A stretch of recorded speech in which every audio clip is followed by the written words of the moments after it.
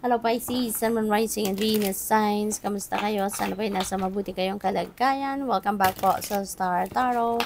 Kung bago kayo rito, welcome din po kayo. Thank you for your support. And please subscribe, like, share my videos.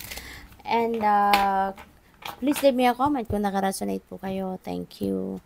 So first message ninyo would be for general life. And we have 10 of Pentacles. Holy moly, napakaganda nito. This is wealth. This is financial security, stability. This is financial future na pwedeng na-establish na ninyo rito. Kaya masaya, no? Masaya ang lahat because kung ano yung kailangan nila, lalo-lalo na, napoprovide mo na para sa kanila. Or kung ano yung kailangan ninyong lahat, no? Maaring ready ka na, no? Na i-provide yan sa kanila.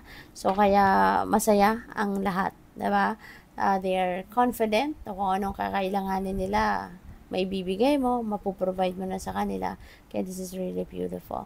O pwede rin na mayroong mga usaping inheritance dito ngayon, no, Pisces, baka that is already being discussed, no, sa pamilya, no, baka ngayon maghahatian na, baka ngayon kailangan ng asikasuhin yung mga papeles, dokumento, mga ganon, no?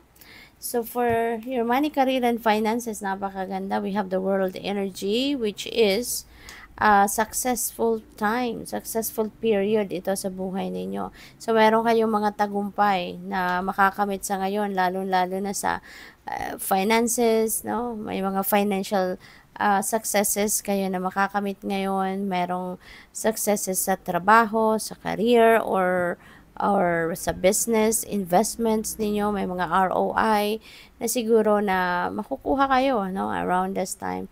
So, things are looking up, no, para sa inyo sa ngayon. Things are going to be successful, no, sa ngayon.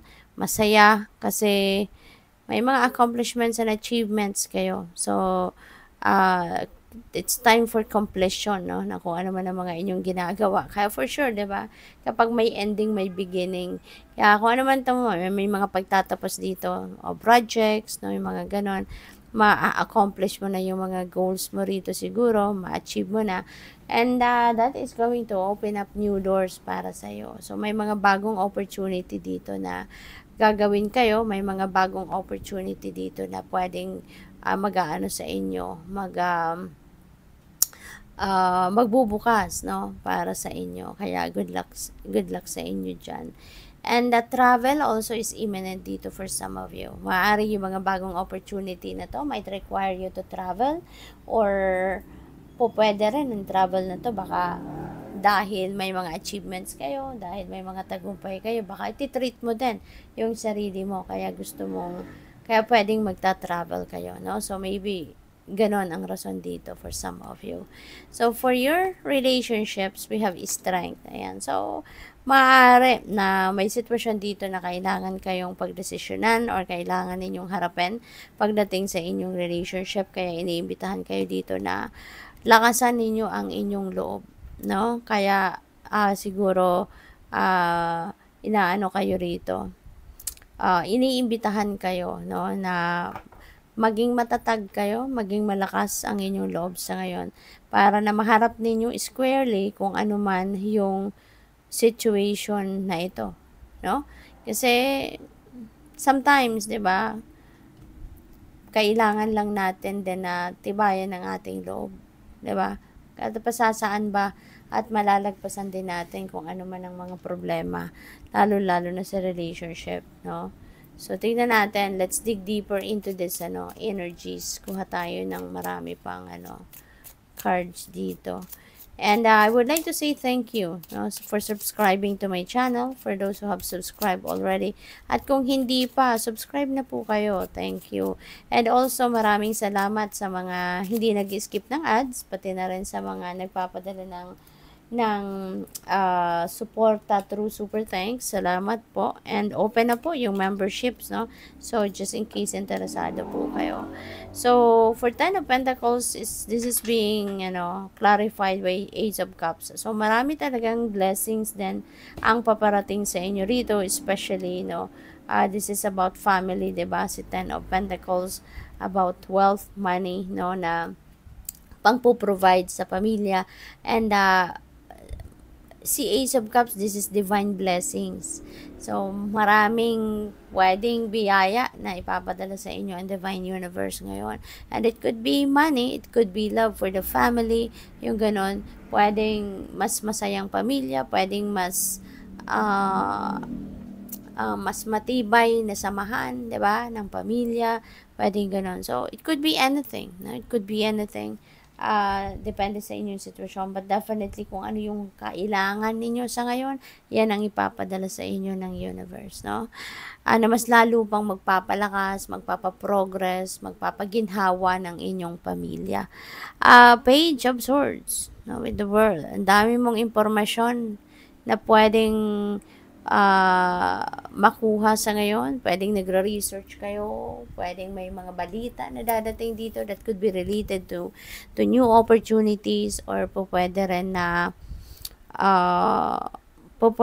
nagre-research kayo, no, as part of kung ano man yung ginagawa ninyo, trabaho, or baka may plano kayo na gusto ninyong gawin, no, na bago. So, maybe you're doing research, or baka nag-aaral talaga ang iba sa inyo rito. Maybe, pinaghahandaan nyo na yung pagsisimula ninyo muli ng bagong yugto sa buhay ninyo rito, no, pagdating sa inyong money, career, and finances. Kasi nga, di ba, may achievement na kayo, aalis na kayo sa kung ano man ang mga nagawa na ninyo, natapos nyo na. So, that's going to be behind you, and you're going to embrace new endeavor, new ventures. Kaya maaaring yun ang pinaghahandaan ninyo, nagre-research kayo, nag-aaral kayo, so pwedeng ganun, no? With the strength, meron tayong 7 of Cups. Ayan, so may choices, so pwedeng may decision na kailangan talaga kayong gawin dito, Pisces, pagdating sa inyong relasyon. Kaya pag-isipan ninyong mabuti, maglakasan ninyo ang inyong loob, no? Kayang-kaya ninyo mamili dito. Kayang-kaya ninyo yan gawin. So, be strong, no? Activate your courage and your inner strength. Ask for help from the divine, na palinawin yung inyong isipan, bigyan ka ng enlightenment, no? Para mapagdesisyonan mo ng maayos, no? Kung ano man ang bagay na ito. So, tignan natin kung ano yung final message ninyo.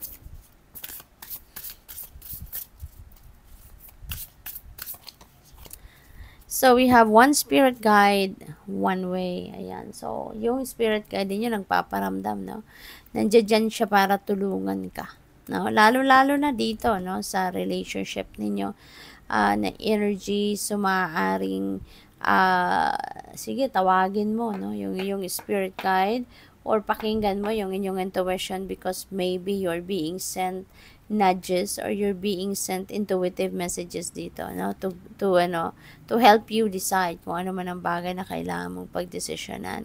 Be like your spirit guide. Ayan, be like your spirit guide. So, di ba sabi dito, one spirit guide, one way. So, wag na kayong mag-isip wag na kayong yung feeling ko dito, wag na kayong mag-overthink, wag na kayong mag-overanalyze, focus na lang kayo doon sa kung ano yung problema talaga, or kung ano tong subject na to na kailangan ninyong pagdesisyonan. Focus lang kayo doon, wag na ninyong pahirapan ang sarili ninyo, wag na ninyong komplikahin, yung iniisip ninyo. Okay? Para nang sa gayon makapagdesisyon agad kayo. Nang sa gayon, ma-solve mo na kung ano man ang problema na ito. Okay? So, kasi baka ang iba sa inyo, lalong, alam mo yun, ang dami-dami pang mas lalong iniisip na kung ano-ano. Diba? Nagba-branch out na siguro ngayon yung maaring negative thinking ninyo. Diba? And that's not going to help you. That's just going to complicate things. So, good luck. Thank you for watching. Love and light. Namaste.